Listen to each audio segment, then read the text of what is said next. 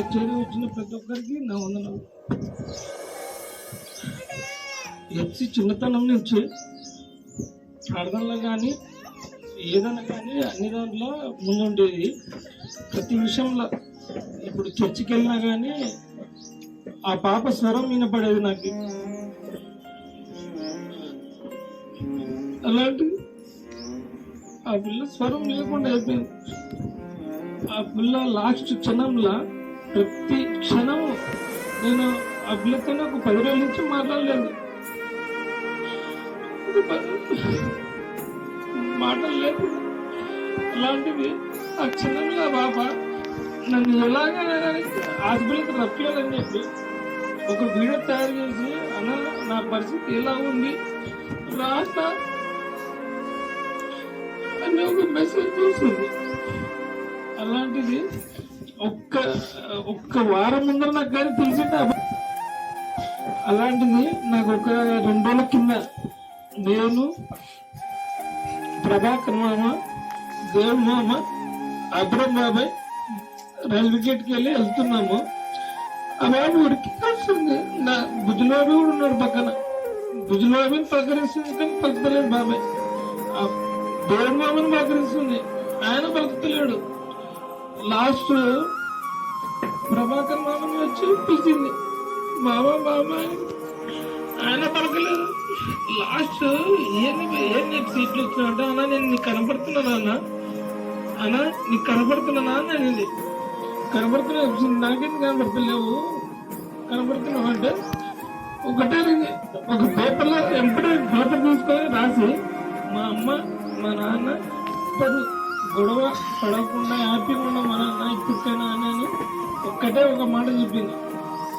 ఆ క్షణం నాకు ఏం అర్థం కాలేదు. ఏం చెప్పి అందరికి మామ పలికించిన మామ పలకలేదు, దేవమామని పలికించిన పలకలేదు, ఎందుకు నాకేం చెప్తున్నా అంటే లేదన్నా వాళ్ళందరికి ఎవరు కనపడతలేదు. నేను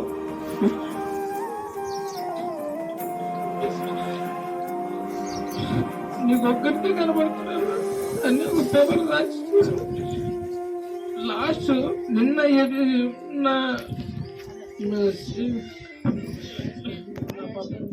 మేఘనకి మన జాస్మిన్ కూడా ఒక మెసేజ్ వస్తుంది.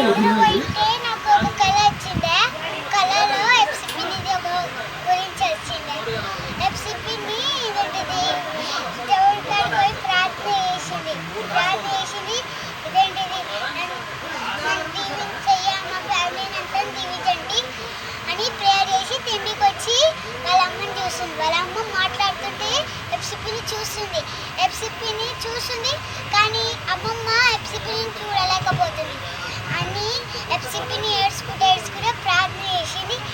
మా అమ్మని మా డాడీని దీవించయ్యా, నేను సంతోషం ఉండాలా, మా అమ్మ డాడీ కూడా సంతోషం ఉండాలా అని ప్రార్థన చేసి పోయి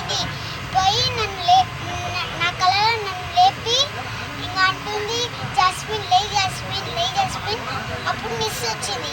మిస్ అనింది, పాలు జాస్మిన్ తిండి కొదమ్మన అంటే నేనన్నా నిస్సి వెనకాల ఎప్సిప్ని నిలబడింది. చూడు నువ్వు ఒకటి ఏం చూసినా అని మిస్ అనింది. నేనన్నా నిజమా మిస్ అనింది, పాలు జాస్మిన్ తిండి కొదమ్మన అంటే వెనకాల ఎప్సిప్ని నిలబడింది. చూడు నువ్వు ఒకటి ఏం చూసినా అని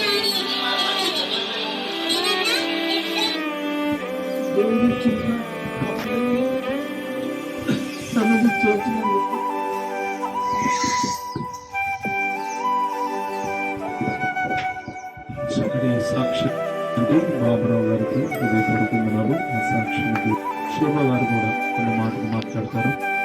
నిజంగా శోభ గారికి చెప్పినప్పుడు వాళ్ళు ఇద్దరు కూడా ఒకటే ప్రాబ్లం చెప్పింది ఏమిటంటే, శోభక్క గారు కూడా కడుపు నొప్పి గ్యాస్ ప్రాబ్లం అని బాధపడుతుంది సార్, చాలా చూపిస్తున్నాం అని చెప్పేసి అక్క కూడా అనింది. కానీ ఇలాగ జరుగుతుందని ఎవరు కూడా అనుకోలేదు, బహుశా వాళ్ళు కూడా అనుకోలేదు. నిజంగా అది దేవుని పిలుపు అనుకుంటున్నా. కొద్ది మాట విషయంలో వారు కూడా మాట్లాడతారు.